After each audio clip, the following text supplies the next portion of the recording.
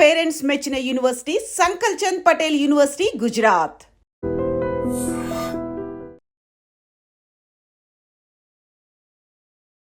మనుషులు పుట్టినాక ఒక జన్మనెత్తినాక పెరుగుతూ ఉంటే మన చుట్టుపక్కల వాళ్ళ ప్రభావం దానివల్ల మనకి గుణగణాలు అనేవి వస్తాయి. లేకపోతే వాళ్ళ పెరిగిన వాతావరణంలో వస్తాయా, లేకపోతే కర్మతో సంబంధం ఉంటుందా? ఇది తల్లిదండ్రులు గుర్తుంచుకోవాల్సిన విషయం ఏంటంటే, పిల్లల్ని ఎప్పుడూ కూడా వాళ్ళతో వీళ్ళతో పోల్చకూడదు. వాళ్ళ ప్రపంచంలో వాళ్ళు కొట్టుమిట్టాడుతూ ఉంటుంటే ఈ పసిపిల్లల మనసు, వాళ్ళ హృదయం ఎలా ఉంటుంది అనేది ఆలోచించట్లేదు కదా. అది కూడా చెడు కర్మనే. మారుతున్న కాలంతో పాటు మనము మారాలి. అతి మంచితనం పనికిరాదు అంటారు కదా. నేను ఖచ్చితంగా ఉన్నాను, అహం ఉంది కదా, నేను కరెక్ట్గా ఉన్నాను కదా, అది ఎలా తెలుసు? ఎవరు నిర్ణయించారు? నేను ధర్మాన్ని అసలు ఎట్టి పరిస్థితుల్లో ఉల్లంఘించను అంటే నేను ప్రాణమైనా వదిలేస్తాను కానీ ధర్మాన్ని తప్పను. అందుకే మనం మనిషి జాతిని ఉద్ధరించుకొని మన భూలోకంలో మనం ప్రశాంతంగా బతకాలి అంటే కర్మ వ్యవస్థని నమ్మి దానికి అనుకూలంగా ఉంటే అందరం బాగుంటాం. చాలా మందిలో గుళ్ళకు వెళ్ళే వాళ్ళల్లో, పూజలు చేసే వాళ్ళల్లో ఈ గుణాలు మాత్రం నేను చాలా మందిలో చూశాను అన్నమాట. మరి ఇంకా దాని ఉద్దేశము వాళ్ళది మారనప్పుడు ఇవన్నీ చేసి ఏం లాభం? నువ్వు గుడికి వెళ్తేనో పూజలు చేస్తేనో నీ కర్మ రద్దయిద్దని అసలు ఎక్కడ చెప్పాలి. గుళ్ళకి వెళ్ళినా, పూజలు చేసినా, లేదు అంటే ఇందాక నేను చెప్పాక అన్నదానాలు చేసినా, సేవలు చేసినా నీ ఉద్దేశం సరిగ్గా లేనంత వరకు సున్నానే. ఐ డ్రీమ్ ప్రేక్షకులకు నమస్కారం.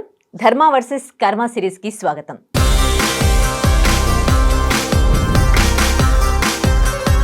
మనము ప్రతిసారి కూడా ఈ ధర్మ వర్సెస్ కర్మ కార్యక్రమంలో కర్మ గురించి తెలుసుకుంటూ ఉన్నాము. అయినప్పటికీ కర్మకి సంబంధించి చాలా మందికి చాలా డౌట్స్ ఉన్నాయి. ఇవాళ కర్మ గురించి పూర్తి క్లారిటీగా తెలుసుకుందాం. ప్రతిసారిలాగే ఈసారి కూడా మనతో త్రివణ గురుపీఠం హీలింగ్ కర్మ గైడింగ్ సోల్ వ్యవస్థాపకురాలు, ప్రముఖ ఆధ్యాత్మికవేత్త డాక్టర్ హరిత గోగినేని గారు ఉన్నారు. మాట్లాడదాం. నమస్తే అండి. నమస్తే శ్రీ.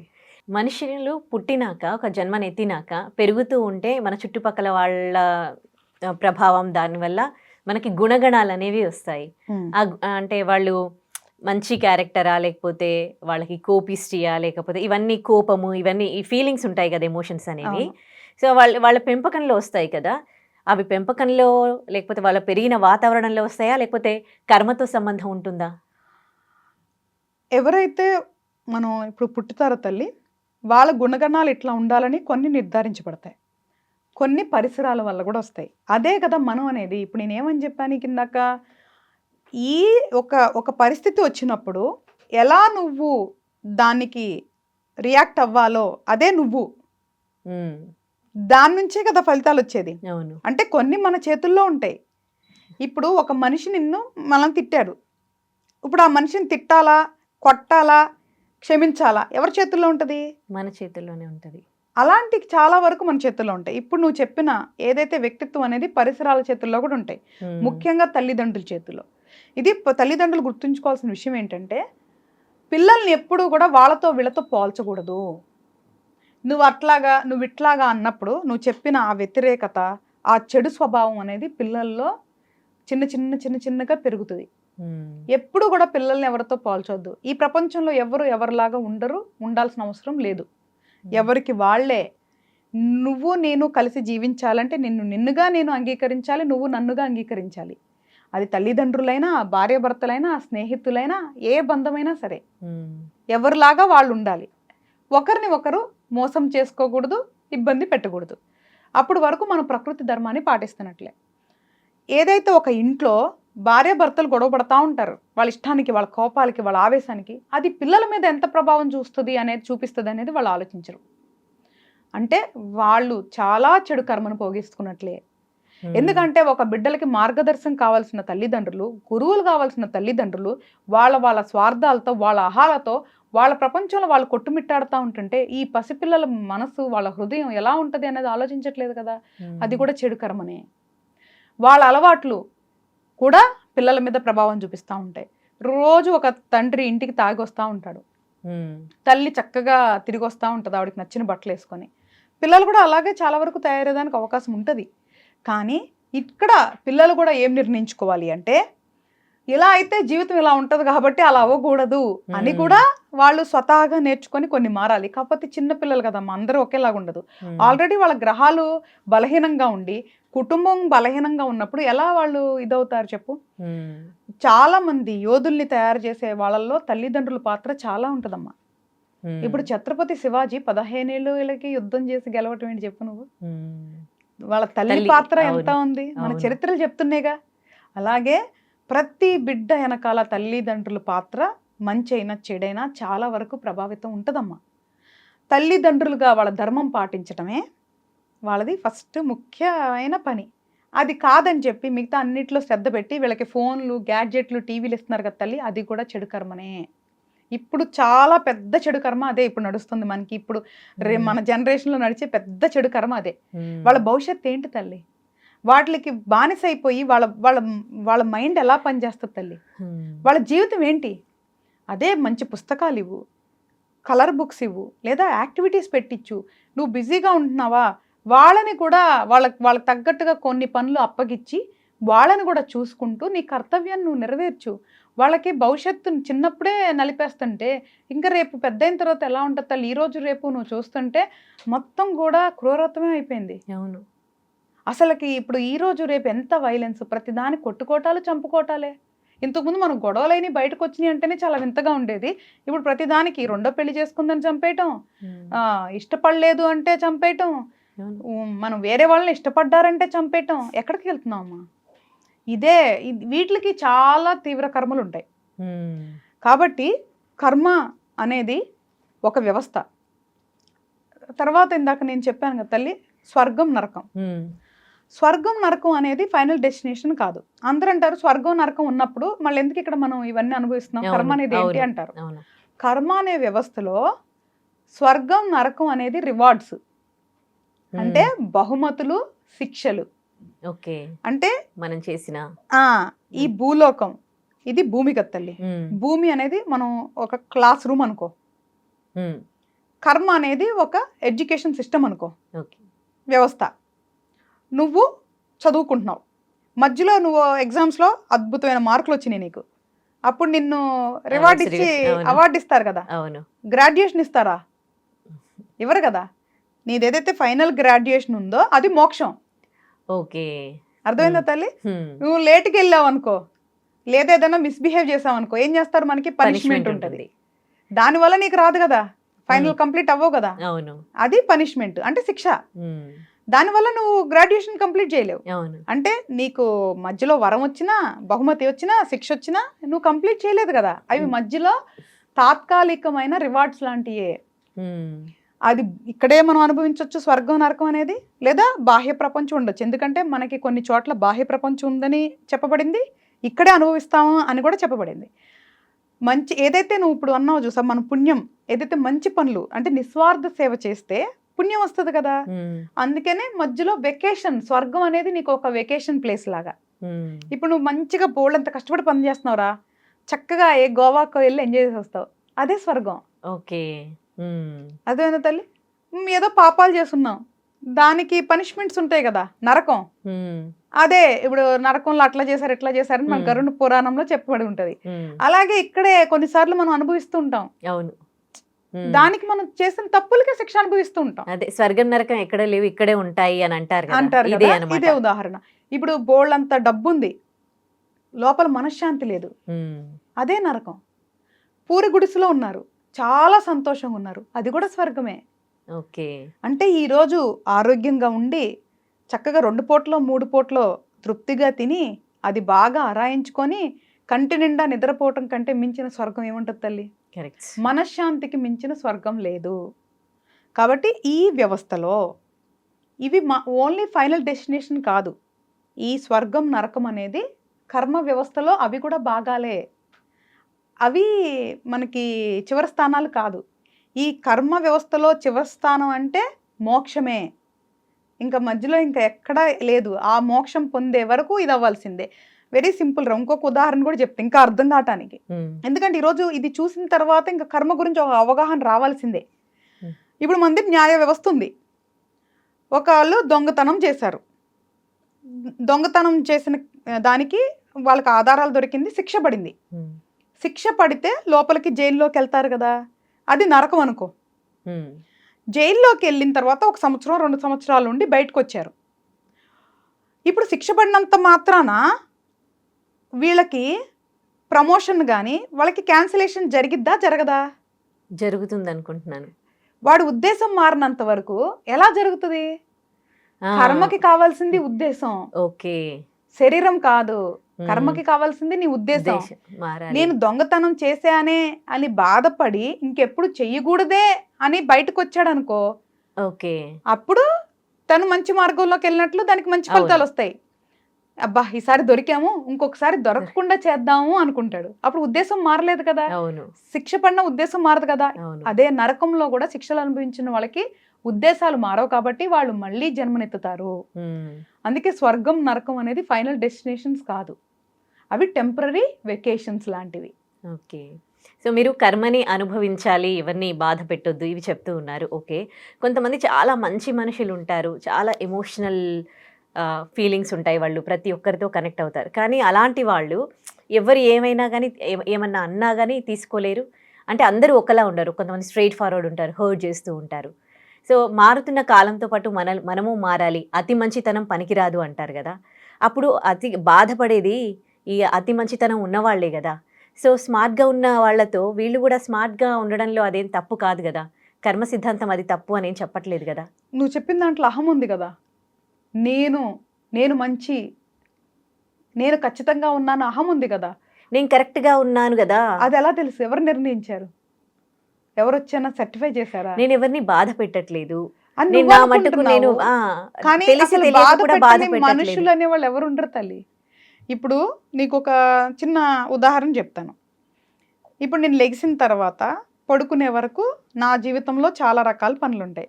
ఇప్పుడు నేనే తీసుకో ఉదాహరణకి, నేనేం చేస్తాను ఇప్పుడు అందరికీ తెలిసిందే. నేనేం చేస్తా, మనకు ఒక పీఠం ఉంది, ఉదయాన్నే లేచిన తర్వాత దేవుడికి పూజలు చేస్తా, ఏదన్నా అపాయింట్మెంట్స్ ఉంటే జ్యోతిష్యం చూస్తా, దాని తర్వాత నాకు పిల్లలు ఉన్నారు వాళ్ళని చూసుకుంటా, నా జీవితానికి సంబంధించిన మళ్ళీ నాకు ఒక వ్యాపారం ఉంది అది చేస్తా. ఇన్ని పనులు చేస్తున్నా. నేను ధర్మాన్ని అసలు ఎట్టి పరిస్థితుల్లో ఉల్లంఘించను. అంటే నేను ప్రాణమైనా వదిలేస్తాను కానీ ధర్మాన్ని తప్పను. అంటే నాకు తెలిసి నేను ఎవరిని మోసం చేయను, నాకు తెలిసి నేను ఎవరిని బాధ పెట్టను. ఇప్పుడు పని చేసేటప్పుడు అక్కడ ఉద్యోగి ఎవరైతే మన సంస్థలో ఉన్న ఉద్యోగి ఒక తప్పు చేశారు. ఎందుకు అట్లా చేశావు అని చెప్పి నేను కోప్పడి వాడిని దూషించంటే చెడు పదాలు కాదు, మామూలుగానే కోప్పడ్డాను. వాడు మనసు నొచ్చుకుంటుంది కదా, వాడు తప్పు చేసినా వాడు మనసు నొచ్చుకుంటుంది. ఇక్కడ నేను ధర్మానికి నేను రియాక్ట్ అయినా కూడా ఆ రియాక్షన్ కూడా ఉండకూడదు. ఆ స్థాయికి వెళ్ళినప్పుడే నువ్వు ఆ యొక్క ఆత్మ, నువ్వు కాదు, ఆ యొక్క ఆత్మ మోక్షాన్ మార్గంలో ఉన్నట్లు. అంటే ఏమి జరిగినా కూడా చెప్పే పద్ధతి వేరేగా అరిస్తేనే ఆ పద్ధతి ఖచ్చితమైనది కాదు. అదే మృదుగా కూడా చెప్పొచ్చు, వాళ్ళ మనసు నొచ్చించకుండా కూడా చెప్పొచ్చు కదా. అలాగా మనం చెప్పే పద్ధతి వల్ల కూడా తప్పు రావచ్చు. అర్థమైందా తల్లి? ఇప్పుడు నా పిల్లలు ఉన్నారు, తప్పు చేస్తే మదర్ని కదా, ఆటోమేటిక్ గా అహంకారం వచ్చేసి అరుస్తాం, కంపల్సరిగా అరుస్తాం, అసలు అరవకుండా ఉండలేం. కొంతమంది మదర్స్ ఉంటారమ్మా, వాళ్ళు ఎన్ని చేసినా ఏమనరు, అది కూడా తప్పే తల్లి. చెప్పటం మన బాధ్యత. చెప్పే పద్ధతి వల్ల ఆ బిడ్డ బాధపడింది అనుకో, అప్పుడు కూడా కర్మే కదా తల్లి. మనం మంచి అనుకుంటున్నాం కానీ మనకు తెలిసి తెలియకుండా ఏదో ఒక బంధంలో మనం ఏదో ఒకటి చేస్తానే ఉంటాం. కానీ ఇప్పుడు నేను కరెక్ట్గా ఉన్నాను అనుకునేది అహంకారం అమ్మ. ఆ నేను అనేది లేదు అనేది అర్థం చేసుకోవాలి. నేను ఎవరిని సాధువులు అవ్వమంటలేదు, నా అందరినీ సన్యాసులు అవ్వమంటలేదు, లేదు అంటే అందరి ద్వారా పడమని చెప్పట్లేదు. అసలు ఎవరు ఏమనుకోకపోతే అసలు అందరిలో మార్పు గనక వస్తే మనకి చాలా ప్రశాంతమైన జీవితం ఉంటుంది. మనకి భూలోకమే ఒక స్వర్గంగా తయారైంది. అలాగా మార్చుకుందాం అంటున్నా. ఈ రోజు ఆడపిల్లలు ఎక్కడ పడితే అక్కడికి వెళ్ళగలరా?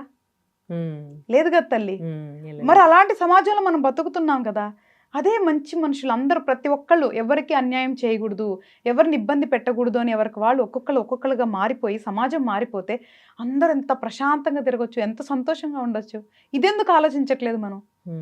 ప్రతి ఒక్కళ్ళు గనక మనం ఎవరిని ఈరోజు ఇబ్బంది పెట్టకూడదు. బయటికి వెళ్ళినప్పటి నుంచి, బండి తీసిన దగ్గర నుంచి, ఆఫీస్కి వెళ్ళిన దగ్గర నుంచి, ఇంటికి వచ్చిన దగ్గర నుంచి ఎవరిని మనం ఇబ్బంది పెట్టకూడదు అనే ఉద్దేశం ఉండి ప్రతి ఒక్కళ్ళు గనక మారితే బయటికి వెళ్ళినప్పుడు అందరూ ప్రశాంతంగా వెళ్ళిపోవచ్చు ఇంటికి. మీదకి రాకుండా, మనకి చిరాకు పడకుండా, ఇబ్బంది పడకుండా అందరూ వెళ్ళిపోవచ్చు కదా. ఏ టైం అయినా సరే ప్రశాంతంగా తిరగొచ్చు కదా, ఎక్కడ కూర్చోైనా స్వచ్ఛంగా ఉండొచ్చు కదా. ఇప్పుడు నువ్వు నీ హెయిర్ వదిలేసి ఇంటర్వ్యూ చేసినా తప్పే, వాళ్ళెవరు వచ్చి బోబెట్టేది లేదు, జుట్టు వదిలేసింది అని చెప్పి నీ గురించి దుర్భాషలు మాట్లాడతారు. ఎవరు వాళ్ళు అసలుకి? ఎందుకు మాట్లాడాలి? నువ్వు వేసుకునే బట్ట, నీ జుట్టు, నువ్వు ఏదైతే వేసుకుంటున్నావు, నీ తింటున్నావు, ఇదంతా నీది. నిన్ను కమెంట్ చేసే అధికారం ఎవరికి ఉంది? ఇది మారాలి. చాలా చిన్న చిన్న విషయాల నుంచి మారాలి. నువ్వు ఫోన్ చూసుకో, సోషల్ మీడియా చూసుకో, రీల్స్ చూసుకో, రీల్స్ చేయి, కమెంట్స్ పెట్టుకో, లైకులు పెట్టుకో, షేర్లు పెట్టుకో. ఎవరిని బాధ పెట్టు మాకు, ఎవరిని దూషించు మాకు. సరదాగా ఏం చేసినా పర్వాలేదు. ఇప్పుడు మనం ఒక రీల్ మన ఇద్దరిది బాగా వైరల్ అయింది. ఒక రకంగా పాపం నేను వాళ్ళని బలహీనలనే అన్నా, కానీ వాళ్ళు ఎంత గొప్పోళ్ళు అంటే చాలా మంది అబ్బాయిలు దాన్ని మేము అదే అని వాళ్ళు అంగీకరించి దాన్ని సరదాగా తీసుకొని ఎంత సరదా తీసుకెళ్లారు తల్లి. నాకు తెలిసి 99% అంతా పాజిటివ్ గానే ఉండే. అరే అలా అది వైరల్ అవుతున్నప్పుడు ఫస్ట్ నాకే భయం వేసింది, అరే ఇట్లాంటిది వైరల్ అయిందే పాపం ఎవరన్నా బాధపడ్డారా అని. బట్ ఎప్పుడైతే వాళ్ళంతా పాజిటివ్ గా తీసుకున్నారో నేను అప్పుడు నిజంగా నాకైతే అబ్బా ఇంత గొప్ప వాళ్ళు మగవాళ్ళు, వాళ్ళకున్న చిన్న చిన్న బలహీనతలు, చిన్న చిన్న కోపాలు వాళ్ళు మార్చేసుకుంటే ఎంత బాగుంటది మన ప్రపంచం. ఆడవాళ్ళకు కూడా స్వేచ్ఛ ఇచ్చి ఆడవాళ్ళని కూడా కొంచెం మంచిగా తిరగనిస్తే ఎంత బాగుంటది అని అనిపిస్తుంది అనమాట. ఈ రోజు రేపు నువ్వు చూస్తే చిన్న చిన్న పిల్లల మీద అఘాయిత్యాలమ్మా, అది వాళ్ళు చేసుకున్న కర్మ అవ్వచ్చు, కానీ మనుషులమే చేస్తున్నారుగా. ఏదో మృగాలో పక్క నుంచి వచ్చిన ఏలియన్స్ చేయట్లేదుగా. అందుకే మనం మనిషి జాతిని ఉద్ధరించుకొని మన భూలోకంలో మనం ప్రశాంతంగా బతకాలి అంటే కర్మ వ్యవస్థని నమ్మి దానికి అనుకూలంగా ఉంటే అందరం బాగుంటాం, అందరూ బాగుంటారు. అది మనం మారటం కష్టమే, నేను చెప్పినంత ఈజీ కాకపోవచ్చు, కానీ అసాధ్యమైతే కాకుండా కాదు కద్ది. మనం మాట్లాడే మాట ఆలోచించుకొని మాట్లాడి, చెడు ఆలోచనలు వస్తే వద్దు అని డైవర్షన్స్ తీసుకొని, మెడిటేషన్ కూడా అలవాటు చేసుకొని, మంత్రం అలవాటు చేసుకొని, మనకి నచ్చిన వాళ్ళతో సమయం మనం ఉంటూ, ఒకవేళ వాళ్ళు కొంచెం తేడాగా ఉన్నారు, ఒకవేళ మనల్ని మోసం చేశారు లేదా మోసం చేస్తారు, వాళ్ళకి దూరంగా ఉండి అన్యోన్యంగా ఉంటే కలిసి ఉండటం, లేదు ఏదన్నా బాగా తేడాగా ఉంటే కూర్చొని మాట్లాడుకొని కలిసి బతకటమా లేదా విడిగా బతకటమా, అంత మాటలతోనే అవుతుంది కదా తల్లి. ఎందుకు చేతల్లోకి వీటిలోకి వెళ్ళటం? మీరు ఇప్పుడు ఈ టాపిక్ తీశారు కాబట్టి నాకు క్వశ్చన్ రేస్ అయింది. రీసెంట్గా ఒక 7 ఏళ్ల పాప మీద ఒక మృగాడు అత్యాచారం చేసి టబ్లో దాన్ని ఏమంటారు డ్రమ్లో వేసేసి ముంచి చంపేశాడు. తర్వాత తను కూడా చెరువులో శవమై తేలాడు. ఇప్పుడు మరి ఇలాంటి మూర్ఖులది బలహీనత్వం అంటారా? 7 ఏళ్ల పాపను చూస్తే వాడికి ఏం ఫీలింగ్స్ వచ్చినాయి? అంటే ఇదే తల్లి, ఆ భావాలు అదుపులో లేకపోవటం. నేను ఇందాక అదే చెప్పా, ఉద్దేశం అంటే భావమే కదా, అవి అదుపులో ఉండాలి. సంతోషమైన, దుఃఖమైన, కోపమైన, క్రోధమైన, ఆవేశమైన, అహంకారమైన, మన ఇది వ్యామోహమైన, ఇవన్నీ భావాలని మనిషి జయించగలగాలి, అదుపులో ఉంచుకోవాలి. ఆ 5 నిమిషాల్లో ఏమొస్తుంది చెప్పు తల్లి? అంత బలవంతంగా క్రూరంగా, అదే నేను చెప్తున్నా, అది వాళ్ళు కోరిక తీర్చుకునే పని కాదు తల్లి. వాళ్ళు మానసిక రోగులు, వాళ్ళకి ప్రాబ్లమ్స్ ఉన్నాయి. అది చిన్నప్పటి నుంచే తల్లిదండ్రులు గమనించాలి, ఎలాగ బిహేవ్ చేస్తున్నారని. తల్లిదండ్రులు మంచి విషయాలు చెప్పి పెంచాలి పిల్లల్ని. మన పురాణాల గురించి చెప్పాలి, మన ధర్మాల గురించి చెప్పాలి, కర్మ గురించి చెప్పాలి, వాళ్ళ జీవితం గురించి చెప్పాలి. అమ్మ తల్లిదండ్రులే మొదటి గురువులు. వాళ్ళు చెప్పి ప్రతి ఇంట్లో అబ్బాయిని ఒక పద్ధతిగా పెంచిన, అమ్మాయిని ఒక పద్ధతిగా పెంచిన సమాజంలో మంచి చెడులు అనేది నీకు ఎందుకు జరుగుతున్నది అర్థమవుతుంది. పెంపకం అనేది చాలా ముఖ్యం అమ్మ. ఏ బిడ్డైనా ఒక కుటుంబం నుంచి రావాల్సిందే. ఏది వ్యభిచారం చేసినోడైనా లేదా గౌతమ్ బుద్ధుడు లాంటిడైనా ఎవరైనా ఒక కుటుంబం నుంచి రావాల్సిందే. అందరూ స్వతహాగా తెలుసుకోలేకపోవచ్చు తల్లి, తెలిసిన వాళ్ళు ఉన్నాం కదా, మనం చెప్పాలి. అదే చెప్తుంది, వాడికి ఏం సుఖం వచ్చి ఉంటుంది చెప్పు? అంత క్రూరంగా అమ్మాయిని అంత అమానుషంగా చేసి ఏమొచ్చింది? పోనీ దాంతో వాడి జీవితం స్వర్గం అయిపోయిందా? ఏముంది? కోల్పోయారుగా. ఇప్పుడే అన్నారుగా కర్మ అనేది రాదు అని, కొన్నిసార్లు వస్తుందిగా ఇన్స్టెంట్గా. ఆయన కూడా కుక్క చావు తెచ్చింది కదా. నేను అదే చెప్తున్నా తల్లి, కర్మ అనేది ప్రతి ఒక్కరికి వర్తిస్తుంది. ఇదే అందరూ గుర్తుపెట్టుకోవాల్సిన విషయం. దీనికి పేదరికం ధనికం తేడా ఉండదు, ఆడ మగ తేడా ఉండదు. ప్రతి ఒక్కరికి కర్మ వ్యవస్థ ఒక్కటే. ఎప్పుడైతే ప్రకృతిలో ఉన్న మానవ ధర్మాన్ని ఉల్లంఘిస్తారో కర్మ అనేది మొదలవుతుంది. కర్మ 3 స్థానాల్లో ఉంటుంది: ఆలోచన, మాట, మన ప్రవర్తన. ఈ మూడిట్లో ఎప్పుడైనా మన ధర్మాన్ని బ్రేక్ చేస్తే అప్పుడు కర్మ అనేది యాక్టివేట్ అవుతుంది. దానికి సంబంధించిన మంచి చెడు ఫలితాలు వెంటనే రావచ్చు, రోజుల తర్వాత రావచ్చు, నెలల తర్వాత రావచ్చు, సంవత్సరం తర్వాత రావచ్చు, మరు జన్మలో కూడా రావచ్చు. మనకి గుర్తులేని జన్మల గురించి మాట్లాడుకోకుండా ఇప్పుడు మనకు గుర్తున్న జన్మలో మనకి తెలిసి చెడు చెయ్యొద్దు. వీలైతే మంచి చేద్దాం, లేదా అసలు చెడైతే చెయ్యొద్దు. మంచి చేయకపోయినా పర్వాలేదు కానీ చెడు చెయ్యొద్దు. మనకి తెలియకుండా మళ్ళీ పుట్టే జన్మలో మంచిగా పుడదాం.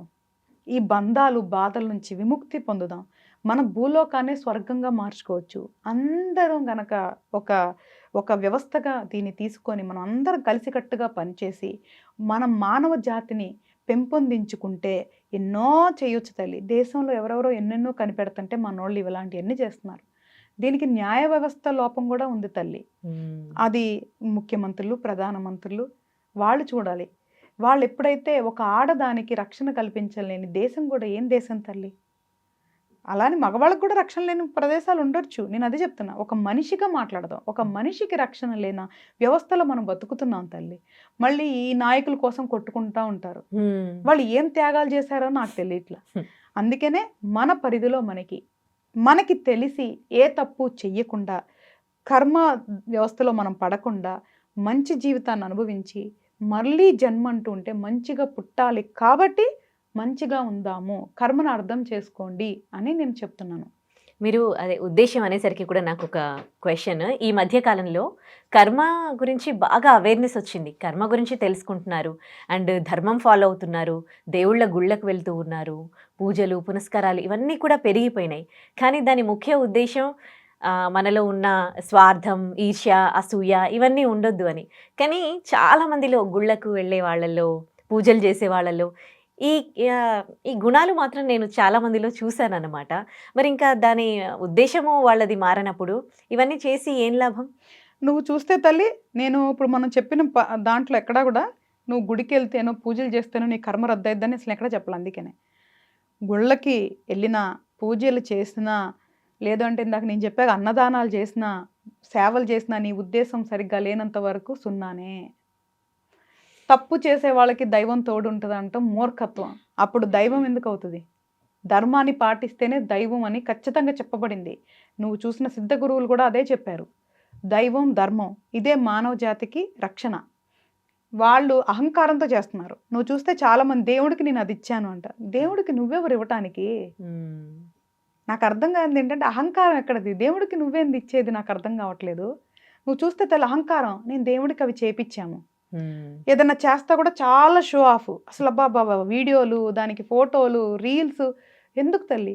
ఈ మాట నేను మాడతా, నాకు పూర్తి హక్కు ఉంది తల్లి. ఇప్పుడు మన త్రివణ గురుపీఠం వీడియో ఛానల్లో కానీ ఎక్కడన్నా ఏ రోజన్నా నేను పూజ చేస్తా ఒక వీడియో నీకు కనిపించిందా? లేదు, చూడలేదు.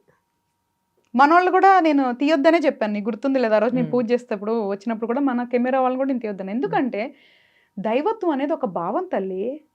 అది ఏమన్నా కమర్షియల్ యాడ్సా? దేవుడికి పూజలు చేస్తా కూడా ఓ రీల్స్ పెడుతూ ఉంటారు. అవసరం లేదు తల్లి. నేనేమంటున్నానంటే అహంకారం అంటున్నా. దాంట్లోంచి బయటికి రండి. దైవం చాలా సుపీరియర్ పవర్. ఒకటే గుర్తుపెట్టుకోండి, ఉద్దేశం ఎప్పుడైతే స్వచ్ఛంగా ఉంటుందో ఆ ఒక్క ఆరాధనకే దైవం దిగొచ్చేది. డబ్బుకో, మీరు పెట్టే నగలకో, వెండి వస్తువులకో కాదు. దేవుడికి ఏదైనా, ఇప్పుడు నీకు పంచలోహాల్లో ఏ లోహమైనా దేవుడికి ఒకటే కదా తల్లి. దేవుడు సృష్టించిన దాన్ని దేవుడికి ఇవ్వటం ఏంటి అసలుకి? అదెంత మూర్ఖత్వం, ఎంత అహంకారం చెప్పి అక్కడ అయిపోయింది కదా వాళ్ళ జీవితం. నేనేం చెప్తున్నానంటే సామాన్యులకు కానీ, బాధపడే వాళ్ళకి కానీ ఒకటే గుర్తుపెట్టుకోండి, వాళ్ళు చేసుకున్న పుణ్యం కొద్దీ ఈ జన్మలో వాళ్ళకు ఒక మంచి జీవితం వచ్చి ఉండొచ్చు. ఇప్పుడు వాళ్ళ పనులు బట్టి వాళ్ళ భవిష్యత్తు నిర్ణయించబడి ఉంటుంది. వాళ్ళు బాగున్నారు అని మనం బాధపడాల్సిన అవసరం లేదు, మనం బాగోలేదు అని బాధపడాల్సిన అవసరం లేదు. ఇలా ఎందుకు మనం ఉన్నామంటే ఏదో చేసుంటాము అని అంగీకరించి ఇప్పటి నుంచి తెలిసి ఏమీ చెయ్యొద్దు. పూజలు ఏదైతే మనం చేస్తామో, మంచి ఉద్దేశంతో ఏదైతే ధర్మాలు సేవలు చేస్తామో అవి తప్పకుండా కాపాడతాయమ్మా. అవి ఎక్కడికి పోవు, నీ అకౌంట్లో జమ అవుతూ ఉంటాయి. కొన్ని సంచిత కర్మని మనకి రద్దు చేస్తూ ఉంటాయి. ఆగామి కర్మలో ఏదైనా చిన్న తెలిసి తెలియక చేసి రద్దు చేస్తూ ఉంటాయి. మళ్ళీ పుట్టే జన్మకి ఇవి తోడ్పడతాయి. అందుకనే దైవారాధన చెయ్యండి. మీకు నచ్చిన దైవాన్ని మీరు పూజించుకోండి. మీకు పూర్తి హక్కు ఉంది. మీకు నచ్చిన దైవాన్ని పూజించే పూర్తి హక్కు ఉంది. ఒకటే, మీరు నాకు దైవాన్ని పూజించినా పూజించకపోయినా ధర్మం పాటించండి చాలు. అప్పుడు కర్మ ట్రిగర్ అవ్వదు. నువ్వు ఏ పూజలు చేయకుండా శ్రీ, నువ్వు ధర్మంగా ఉన్నావంటే నువ్వే చాలా గొప్పదానివి. నేను 100 పూజలు చేసి నేను ధర్మంగా లేను అంటే అసలు ఎందుకు పనికిరాను. కొంతమంది నాస్తికులు ఉంటారుగా, వాళ్ళు ధర్మాన్ని ఫాలో అవ్వరు. కానీ వాళ్ళు ఒకవేళ మంచి వాళ్ళు అనుకోండి, వాళ్ళకేం కర్మ ఇది కదా. ధర్మాన్ని ఫాలో అవ్వకపోతే మంచి ఎక్కడ ఉంది తల్లి? ధర్మమే కదా మంచి అంటే. యా, ఒకవేళ నాస్తికులు ఉంటారు, దేవుళ్ళని నమ్మరు. నా తల్లి, మన మన యొక్క శాస్త్రంలో, మతంలో గొప్ప విషయం ఏంటో తెలుసా? ఎప్పుడు కూడా నీకెక్కడ నువ్వు చూడు, భయం అనేది ఉండదు మన దాంట్లో. నువ్వు దేవుణ్ణి నమ్మాలి, లేదంటే నీకు శిక్ష ఉంటుంది, మన దాంట్లో లేదు తల్లి. నీకు అదంతా నీకు స్వేచ్ఛ ఉంది. నీకు ఉన్న దేవుళ్ళు, మన దగ్గర దేవుళ్ళు ఎంతమంది ఉంటారు, నెక్కిరిస్తారు కదా, ఏం పర్వాలేదు తల్లి. మనకంత స్వేచ్ఛనిచ్చారు. నీకు ఇష్టమైన దేవుణ్ణి నువ్వు పూజించుకో అనే స్వేచ్ఛ మనకుంది. వీళ్ళనే పూజించాలి అన్న మన దగ్గర ఎక్కడా కూడా రూల్స్ లేవు తల్లి. అసలు పూజించాలి అన్న రూల్ కూడా లేదు తల్లి.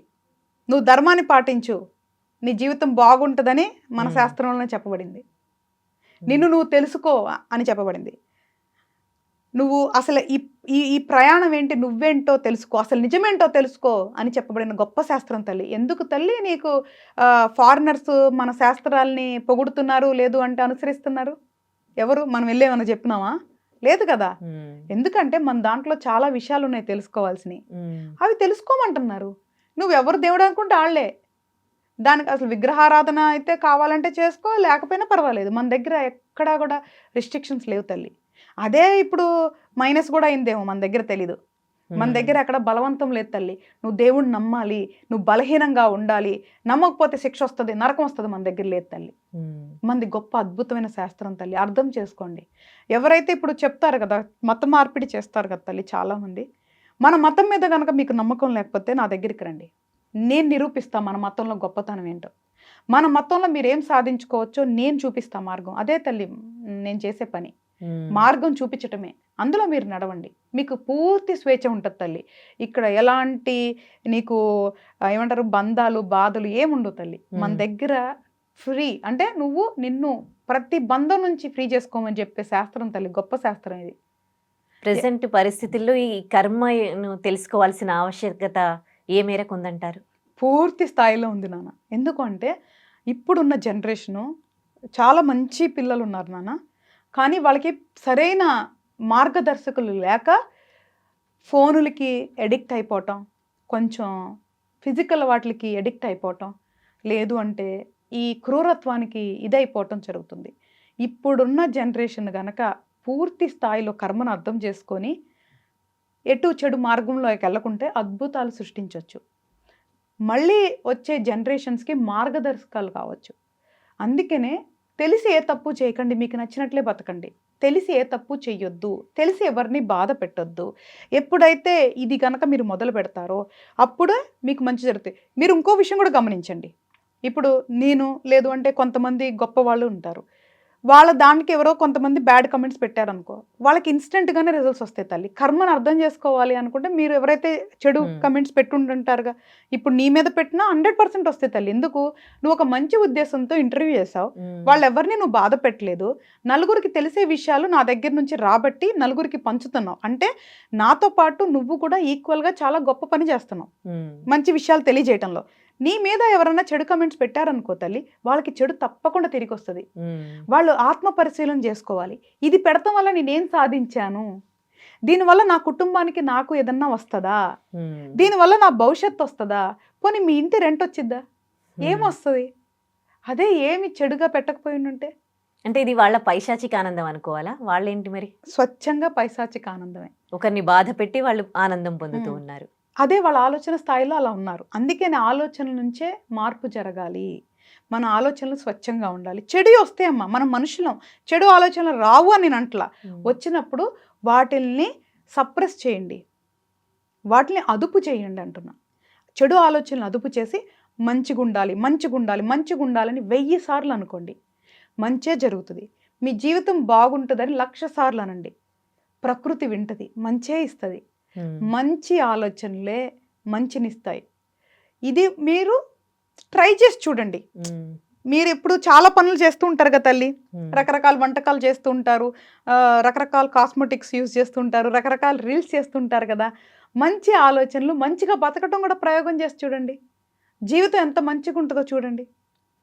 మనం ఏదైతే కోరుకుంటామో అదే జరుగుతుంది నాన్న, అది మంచి అయినా చెడైనా. మన జ్ఞానానికి, తెలివితేటలు, టాలెంట్కి కర్మకి ఏమైనా సంబంధం ఉంటుందా? ఎందుకంటే ఒక్కొక్కరికి ఒక్కో రేంజ్లో ఉంటుంది. టాలెంట్ అనేది, కమ్యూనికేషన్ స్కిల్స్ అనేవి ఒక్కొక్కరి ఒక్కోలా ఉంటాయి కదా. సో కర్మకి వీటికి ఏమైనా సంబంధం ఉంటుందా? కర్మను బట్టి ఇవి ఉంటాయా? అమ్మ నేను ఇందాక ఏదైతే నేను చెప్పానో కర్మ అనేది రిజల్ట్స్ కాదు తల్లి, కర్మ అనేది వ్యవస్థ. మళ్ళీ చెప్తున్నా, మనం చేసుకున్న కర్మల వల్ల మన జీవితం ఎలా ఉండాలని రాసేసి ఉంటుంది. దాని అనుకూలంగా ఉంటాయి మనకి కొన్ని క్వాలిటీస్ వస్తాయి. మనకి లేని వాటిని కూడా మనం పెంపొందించుకోవచ్చు రోజు కసరత్తు చేసి. ఇప్పుడు ఒక మనిషి సహజ సిద్ధంగానే పుట్టుకతోనే అద్భుతంగా పాడొచ్చు, అద్భుతంగా మాట్లాడొచ్చు. కొంతమంది దాన్ని కసరత్తు చేయటం వల్ల కూడా రావచ్చు. ఏది కూడా పుట్టుకతో రావాలని లేదు. నువ్వు అన్నట్లు కొన్ని మనకై మనం తెచ్చుకోవచ్చు. రెండోది జ్ఞానం అన్నావు చూసావు తల్లి, అదే అదే ఫైనల్ డెస్టినేషన్. జ్ఞానంతో కర్మని జయించవచ్చు. ఇప్పుడు నేను చెప్తున్నాను చూసావు కదా తల్లి, అజ్ఞానులే అంధకారంలోకి వెళ్ళి వేరే వాళ్ళని అవమానించాలి, వేరే వాళ్ళని బాధపట్టాలి, వేరే వాళ్ళని చెడు చేయాలని ఆలోచిస్తారు. ఎప్పుడైతే నీకు జ్ఞానం ఉంటుందో అప్పుడు నువ్వు నలుగురికి మంచి చేస్తావు, లేదా చెడైతే చెయ్యవు. జ్ఞానం అన్నావు చూసావా, అదే అల్టిమేట్ పవర్ అమ్మ. అన్నిటికీ మూలం అదే. నీకు ఎప్పుడైతే మనం జ్ఞానం సంపాదిస్తామో కర్మని జయించవచ్చు తల్లి. నేను మాట్లాడేది నిజమా కాదా అనేది ట్రై చేసి చూడమంటున్నా. నేను రెడీగా ఉంటా ఛాలెంజ్ తీసుకోవడానికి. నేను మీకు చూపిస్తా, కర్మని నమ్మినా ధర్మాన్ని నమ్మినా జీవితాన్ని ఎలా మార్చుకోవచ్చో నేను చూపిస్తా. వేరే మతాలే కాదు, మన మతంలో నేను చూపిస్తాను ఏదైతే. అండ్ ఈ ధర్మ కర్మ అనేది హిందూ మతానికే కాదు తల్లి, మనిషికి సంబంధించింది. కానీ ఇప్పుడు అలా అని చెప్పి వేరే మతం వాళ్ళు వచ్చి నేనేం చేయమని అడగలేను. కాబట్టి అట్లీస్ట్ ఈ మతంలో ఉన్న వాళ్ళన్నా మారండి. మన మతాన్ని మనం కించపరచుకోవద్దు. మన మతంలో మనం ఏదన్నా మంచి చేస్తున్న వాళ్ళని కించపరచొద్దు. అంతకు మించిన పాపం ఏముందమ్మా. అమ్మ పెట్టదు అడుక్కు తినేదని ఒక సామెత ఉంది తల్లి. ఎలాగో వాళ్ళు చేయరు, చేసే వాళ్ళని కూడా దూషించటం ఎందుకమ్మా? అందుకే అంటున్నా, వీలైతే మంచి చేయండి, లేదా వద్దు. మంచి చేసే వాళ్ళని కించపరచమాకండి. కర్మ గురించి చాలా బాగా తెలియజేశారు. ఈ ఎపిసోడ్తో కర్మ గురించి చాలా మందికి ఉన్న డౌట్స్ అన్ని క్లారిఫై అయ్యాయి అనుకుంటున్నాను. థ్యాంక్ యూ సో మచ్ అమ్మా. థ్యాంక్స్ అండి.